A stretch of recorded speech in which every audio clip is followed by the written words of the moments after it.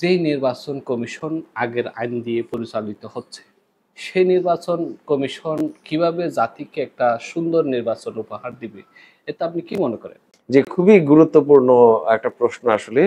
মানে এই প্রশ্নটাই হয়তো সামনের দিনে আহ, মানে কোয়েশ্চেন অফ দ্য কান্ট্রি হয়ে উঠতে পারে। বিষয়টা হচ্ছে যে ইউ আর অ্যাবসলিউটলি রাইট যে আপনার গণ অভ্যুত্থানের আগে বা এখনো যে আইনে আসলে নির্বাচন কমিশন প্রথমত তাদের যে নিয়োগ হয়েছে যে আইনে, দ্বিতীয়ত যে আইনে তারা আসলে চলছে, তারা যে আসলে নিবন্ধনের জন্য আবেদন চাইছে, বিজ্ঞপ্তি জারি করছে, এই সবগুলো তো আসলে শেখ হাসিনার সময়ে মানে স্ট্রংলি ম্যানিপুলেটেড সবচেয়ে কালো আইনগুলোর মধ্যে একটা, যাতে আসলে নির্বাহী প্রধান আপনার একেবারে নির্বাচন কমিশনারকে আপনার ধরেন যে চাইলে উঠাইতে পারে, বসাইতে পারে, যা ইচ্ছে তা করতে পারে টাইপের আসলে আইন। সো এই আইনে যখন আসলে নিবন্ধন হয়, নির্বাচনের প্রক্রিয়া হয় অবশ্যই, এবং নিয়োগ হয়, কমিশনারদের নিয়োগ হয়, এই সবই আসলে বিশাল প্রশ্নের মুখে পড়ে। কিন্তু কথা হচ্ছে যে আমরা তো আসলে গণ অভ্যুত্থান করছি, আমরা তো আসলে বিপ্লব করি নাই যে আমাদের ওভারনাইট সবগুলো জিনিস চেঞ্জ হয়ে যাবে, এমন তো আসলে বাস্তবতা না।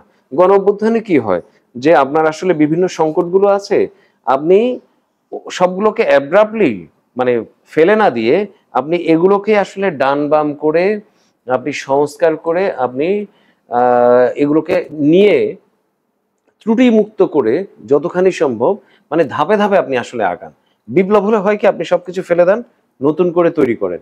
আর গণ অভ্যুত্থানে হয় যে আপনি ত্রুটিগুলোকে যথাসম্ভব প্রায়োরিটি তৈরি করেন। আপনি যে আমার এখন প্রথম প্রায়োরিটি হচ্ছে 5টা, তারপরে হচ্ছে 10টা, তারপরে 15টা, এভাবে প্রায়োরিটি ধরে ধরে আপনি আসলে জিনিসগুলোকে সংশোধন করা, পরিশুদ্ধ করার দিকে যান।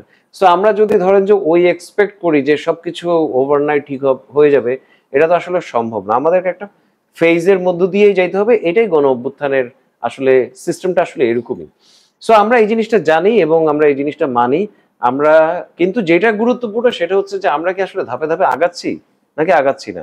10 মাস হয়ে গেল, এখন পর্যন্ত আপনি দেখবেন যে নির্বাচন কমিশন সংক্রান্ত একটা কোনো সংস্কার হয় নাই, একটা কোনো সংস্কার হয় না, একটা কোনো আইনের পরিবর্তন হয় নাই, আপনার নিয়োগ থেকে শুরু করে বিজ্ঞপ্তি থেকে শুরু করে কোনো কিছুই না, যেটা আমরা বারবার বললাম। সো আমাদের আশা থাকবে যে 10 মাস হয়ে গেছে, লেট, ভেরি লেট, কিন্তু মানে বেটার লেট দেন নেভার। অন্তত যাতে এখন আসলে এই জিনিসগুলো শুরু হয়, এবং এই যে জিনিসগুলো শুরু হওয়া দরকার, কি কি আসলে সংস্কার হওয়া দরকার, কিভাবে সেগুলো ইমপ্লিমেন্ট হওয়া দরকার, এগুলো নিয়ে আমরা নিরন্তর সরকারের সঙ্গে কাজ করে যাচ্ছি। আইন মন্ত্রণালয়ের সঙ্গেও আমাদের নিয়মিতভাবে কথা হচ্ছে। নির্বাচন কমিশন, সংস্কার কমিশন যেটা ছিল, তাদের সঙ্গে তো আমরা মানে স্ট্রংলি তাদের সঙ্গে আমরা পার্টিসিপেট করছি। এবং এখন যে ঐকমত্য কমিশন যেটা আসলে কাজ করছে, সেখানেও আমরা এই বিষয়গুলো নিয়ে স্ট্রংলি আলাপ করছি, রোল প্লে করছি। এবং সর্বোপরি আমরা বিশ্বাস করি যে যে বাকি যে 10 মাস সময় আছে নির্বাচনের আগের, যতটুকু সময় আছে আগামী নির্বাচনের আগে সম্ভাব্য যে সময়টা আর কি বলা হলো সেই অনুযায়ী, আমরা বিশ্বাস করি যে এই সময়ের মধ্যে আমরা নিশ্চয়ই একটা আপনার মানুষের ভোটাধিকার নিশ্চিত হয়। মানুষ যাতে আসলে সঠিকভাবে তার পছন্দ মতো আমাদের অতীত যে অভিজ্ঞতাগুলো সেগুলো তো আসলে খুব ভয়াবহ, আমরা যাতে এইবার অন্তত সবচেয়ে ভালো অভিজ্ঞতাটা আমরা যাতে পাই, সেরকম একটা নির্বাচনের ব্যবস্থা, সেরকম একটা নিবন্ধনের ব্যবস্থা, সেরকম একটা মানে যাবতীয় নির্বাচন কমিশন সংক্রান্ত সবগুলো কার্যক্রম আসলে সেরকম ভাবে পরিচালিত হবে, এরকম একটা মেকানিজম আমরা ইনশাল্লাহ অবশ্যই সবাই মিলে নিশ্চয় শুরু করতে পারবো বলে আমি খুব আশাবাদী।